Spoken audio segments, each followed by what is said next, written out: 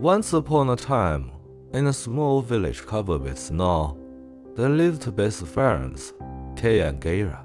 They were neighbors, their houses side by side, with a small lawn that held a single, beautiful rose bush. Every morning, they watered the flowers together, laughing and dreaming about the world beyond the village. Kay's grandmother often told them stories, her voice warm and magical, bringing their imaginations alive. One cold winter day, she began telling them a story that would change everything. The story of the Snow Queen. The Snow Queen, she whispered, is a powerful witch who can turn hearts to ice and make people as slaves. Kay frowned. If she comes here, I'll melt her on the fire and turn her into a water queen instead, he said. Gera giggled. Suddenly, a faint laugh echoed from outside the window. Who's there? She asked. Kay opened the window. Snowflakes swirled around, and for a moment, something cold and sharp touched his eyes. He blinked rapidly, trying to clear the ice that seemed to stick in his eyes, and then he felt it on his heart. Oh, my heart, something's wrong, Kay muttered, hiding his pain. Move aside, Gera. It's none of your business. Gera stepped back, shocked. Kay had never spoken to her this way before, and the chill ran down her spine. From that day on, Kay began acting strangely, avoiding Gera and speaking with an arrogance she had never seen. Gera tried to talk to him. Why don't you play with me anymore, Kay? We're best friends. Kay shook his head. I'm going to play with the older boys, he said curtly, climbing onto his sledge. Gera ran after him. The kid sped away, disappearing into the snow-covered fields. Disappointed, Gera returned home, hoping he would come back soon, unaware that her friend's fate was about to change forever. Kay enjoyed racing through the snow at first, but suddenly, a grand coach drawn by white horses appeared in front of him. Before he could react, the coach lifted him off his sledge and carried him into a distant, magical snowland. He saw a magnificent castle of ice glittering under the pale sunlight, its towers sharp and cold like frozen daggers. A figure stepped from the coach was the Snow Queen herself, her eyes as cold as winter frost. Welcome to my snowland, Kay, she said softly, yet her voice carried a terrifying power. Before he could answer, she touched his forehead. A sharp pain shot through him, and he felt his heart freeze. Kay could no longer resist her will. He was trapped, a prisoner of her icy magic, dragged into the heart of the Snow Queen's castle. Meanwhile, summer arrived in the village, and Gera realized her friend had not returned.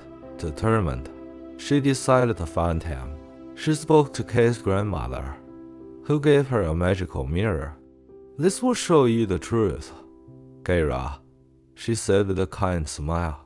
Gera set out on her journey, walking through forests, fields, and rivers, asking every bird, every animal, and even the wind for news of Kay. No one had seen him, but Gera did not give up. Her heart burned with determination and hope. Eventually, she reached a wide river, still and silent, stretching as far as the eye could see. She asked the river, "Dear river, have you seen my friend Kay? Please help me find him." Just as she was about to leave the riverbank, a seagull suddenly landed on her shoulder, shaking the snow from its wings. "I can help you," the seagull said, "but you must give me something precious in return." Gera thought for a moment, then carefully removed the necklace and dropped her into the river, hoping it was enough. Suddenly, a small wooden boat appeared, floating silently toward her, as if guided by the river itself. She stepped in, feeling the boat move gently, carrying her across the water without a single oar in hand. On the other side, she discovered a secret garden, filled with flowers of every shape and color she had ever imagined. Gera gasped in delight, but she noticed a strange thing. The flowers had no fragrance. The air was strangely cold. A lady approached her, smiling softly. "Welcome, little girl. What brings you to my garden?" "I am Gera, and I am looking for my friend Kay," she said earnestly. "Have you seen him?" The lady hesitated. "I may have seen a boy pass this way. But beware, the Snow Queen has great power." She invited Gera to sit and offered her tea, speaking in soft tones that tried to calm and enchant her. As the lady combed Gera's hair with a golden brush, a strange drowsiness overcame her, and her memories began to fade. Gera felt herself slipping into sleep, a dream-like haze taking hold of her mind, erasing the thought of Kay. But her pure heart was strong. The sight of red roses on my ladies had triggered a spark in her memory. Images of Kay, the rose bush, and then laughter flooded her mind, bringing clarity and determination back. "I have to find him. No magic can stop me," Gera whispered, standing firmly.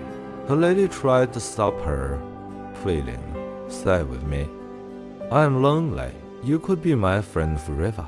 Gera shook her head, her eyes blazing with resolve. "I cannot. My friend is waiting, and I will not abandon him." Returning to the boat, she prayed silently, "River, guide me to him. Show me the way." A black crow swooped down, circling her dress before pointing north with a sharp wing. Following the crow's guidance, Gera traveled through icy plains, snowstorms, and forests frozen in silence. Finally, she saw a ship in the distance, anchored near glimmering icebergs, its sails fluttering against the cold wind. Climbing aboard, she was confronted by a fierce-looking pirate girl, eyes bright with curiosity and suspicion. "Who are you, little girl?" the pirate demanded. "This is no place for wanderers." Gera explained her journey, Kay's capture, and the Snow Queen's icy tyranny, her voice trembling yet firm. The pirate listened silently, then slowly lowered her weapon, impressed by the courage of the small girl. "You are brave," she said softly. "If you would risk so much for a friend, I will help you." The next morning, she presented Gera with a majestic reindeer, its fur shimmering and hooves light on the snow. "This is the fastest in the entire Snow Kingdom," the pirate girl said. "She will take you to the Snow Queen's castle." Gera climbed atop the reindeer, feeling the wind rush past her, the cold stinging her cheeks, then her heart burning with resolve. After traveling for hours, the icy landscape grew denser, the snow crunching beneath the reindeer's hooves. Gera's breath formed small clouds in the freezing air. The ship pressed on, guided by the crew's directions. At last, she arrived at a small igloo nestled between the towering glaciers, its walls shimmering faintly in the light. An old man appeared at the entrance, his eyes twinkling with knowledge and kindness. "Joel, you brought the mirror, right?" he said, his voice calm but full of authority. Gera looked confused. "How do you know about the mirror? Will it help me find Kay?" The old man smiled. "This is no ordinary mirror. It shows the truth and nothing but the truth." He guided her inside and explained the story of the Snow Queen's past, revealing secrets no one else knew. When she was a little girl, he said, her name was Leva. She was kind, cheerful, and everywhere she went, flowers blossomed. But the other children misunderstood her, calling her strange and avoiding her. She was left alone, unloved and unhappy. Anger and loneliness grew in her heart. One day, she wished that anyone who heard her would turn to ice. And so, the Snow Queen was born, building her ice castle and isolating herself from the world. "Do not kill her," the old man warned. "Kill only the evil in her heart. Remind her of who she once was." Gera nodded, holding the magical mirror tightly, her determination stronger than ever. With the reindeer, she crossed the last stretch of icy land, her eyes fixed on the distant spires of the Snow Queen's castle. Inside the castle, she saw Kay in a corner, meticulously shaping eyes into beautiful sculptures. Unaware of her rival, Kay, she shouted softly, running toward him. "It's me, Gera. Don't you remember?" Kay turned, but his face was cold, blank, controlled by the Snow Queen's magic. Suddenly, the Snow Queen appeared, her wand raised, eyes glinting with icy fury. "Stay away, he is my slave now," she hissed. "Touch him and you will turn to ice as well." Gera took a deep breath and held the magical mirror between herself and the Snow Queen's wand. A dazzling light reflected from the mirror, shattering a curse aimed at her, leaving her sight focused. Tears fell from Gera's eyes, and she gently touched Kay's frozen hand, her warmth breaking the icy hold on his heart. Slowly, Kay's eyes regained their sparkle. "Gera, I remember everything," he whispered, smiling through tears. The Snow Queen shrieked in fury, pointing her wand again, but Gera held the mirror firmly, deflecting her power. The magic of the mirror revealed her true self, the little girl she had been, full of kindness and light. Suddenly, the Snow Queen's icy form melted, and Layla, the little girl, stood before them, freed from her own bigness. "Thank you, Kay and Gera," she said softly, tears in her eyes. "I can feel love again. I am free." Kay and Gera embraced her warmly. "You are no longer alone," Gera said, "and you will never have to be again." Together, the three of them left the snow castle, the winter sunlight glinting off melting ice and sparkling snow. Gera and Kay returned home, their friendship stronger than ever, knowing courage, love, and perseverance had saved the day. Lila stayed behind to care for the snowland, transforming it from a place of fear to a garden of beauty and warmth. And so, the story of the Snow Queen, Kay, and Gera became a legend, reminding everyone that even the coldest heart can be warm with love. As Gera and Kay traveled back through the snow-covered forests, they marveled at how different the world felt after the Snow Queen's magic was gone. The sunlight sparkled on the trees, and small animals emerged cautiously from their winter hiding places. Kay looked at Gera with gratitude in his eyes. "I can't believe you came for me," he said softly. "I don't think I could have escaped on my own." Gera smiled, brushing the snow from her coat. "I told you, friends never give up on each other, no matter what." The reindeer trotted steadily, carrying them through icy streams and snow-laden meadows, its breath forming mist in the cold air. At one point, they paused to rest beside a frozen waterfall, the ice glinting like countless diamonds in the morning sun. Kay touched the ice gently, fascinated. "It's beautiful," he murmured. "I never realized how magical everything was before." Gera nodded, feeling a deep sense of peace. "Sometimes it takes darkness to truly see the light," she said. As they walked, they encountered small tracks in the snow, the footprints of rabbits and foxes that seemed to welcome them back to the village. Kay left for the first time in weeks, the sound echoing through the trees like music, bright and full of joy. Gera felt her heart swell with happiness, knowing their bond had grown stronger than any magic could ever break. Suddenly, a gentle wind swirled around them, carrying a faint scent of roses and pine, a sign from Lila that she was thinking of them. "Do you think Lila will be okay on her own?" Kay asked, glancing at Gera with concern. "She's not alone anymore," Gera replied. "She's found her heart again, and now she can care for the snowland without fear." As they approached the edge of the forest, the first rooftops of their village appeared, dusted in sparkling snow. Children were playing nearby, their laughter carrying over the crisp air, reminding them of the simple joys of home. Gera and Kay slowed their pace, taking in the familiar sights, smells, and sounds that made the village a place of comfort. Kay stopped by the rose bush in their shared lawn, gently brushing his fingers over the pillows that had survived the winter. "They're still here," he whispered, a small smile forming, "just like us. We survived too." Gera nodded, kneeling beside him, and just like these roses, our friendship is strong, even after the coldest winter. As evening fell, they returned to Kay's grandmother's house, where a warm fire crackled, filling the room with golden light. She hugged them tightly, tears in her eyes. "I knew you could do it, my brave children," she said softly. Kay and Gera shared a glance, silently acknowledging the journey they had endured and the lessons they had learned.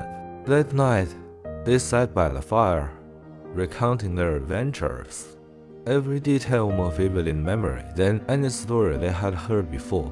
Gera told Kay about the lady with the magical comb, the river that guided her, and the pirate girl who helped her travel faster. Kay laughed at some moments, shivered at others, realizing how perilous and miraculous their journey had been. They spoke of courage, friendship, and the love, the thing stronger than any magic, stronger than fear itself.